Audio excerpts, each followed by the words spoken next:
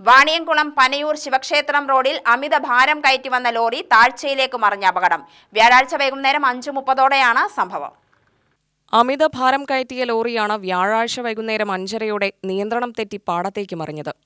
പനയൂർ ശിവക്ഷേത്രം പരിസരത്തെ മരങ്ങൾ മുറിച്ചുകയറ്റി തിരിച്ചുപോവുകയായിരുന്ന ലോറിയാണ് വാഴത്തോട്ടത്തിലേക്ക് മറിഞ്ഞത്. വാഹനത്തിന്റെ നിയന്ത്രണം തെറ്റിയതറിഞ്ഞ ഡ്രൈവറും സഹായിയും പുറത്തേക്ക് ചാടുകയായിരുന്നു. ഇവർക്ക് പരിക്കുകളൊന്നും സംഭവിച്ചിട്ടില്ല. ലോറിയിൽ അമിതഭാരം കയറ്റിയതാകാം ലോറി താഴ്ചയിലേക്ക് മറിയാൻ കാരണമായതെന്ന് പ്രദേശവാസികൾ പറഞ്ഞു. പാതയുടെ ഇരുവശങ്ങളിൽ ഭിത്തി കെട്ടിയിട്ടുണ്ടെങ്കിലും റോഡ് ടാർ ചെയ്യാത്തതും പാതയുടെ ഒരു വശം പാടശേഖരവും മറ്റൊരു വശം തോടും ആയതിനാൽ പാതയ്ക്കുള്ളിൽ വെള്ളത്തിന്റെ ഈർപ്പം കെട്ടിയതാകാം പാത തകരാൻ കാരണമായത് എന്നാണ് പ്രാഥമിക നിഗമനം. ലോറി മറിഞ്ഞ ഭാഗത്തെ കൃഷിയിടത്തിലെ വാഴകൃഷിയുടെ കുറച്ചു ഭാഗങ്ങൾക്ക് നാശനഷ്ടം സംഭവിച്ചു. രാത്രി 7:30-ഓടെ JCBയും ക്രെയിനും സംഭവസ്ഥലത്തെത്തിച്ച് കയറുകെട്ടി ലോറി പൊക്കി പാതയിലേക്ക് വയ്ക്കാൻ ശ്രമം നടത്തിയെങ്കിലും പരാജയപ്പെടുകയായിരുന്നു.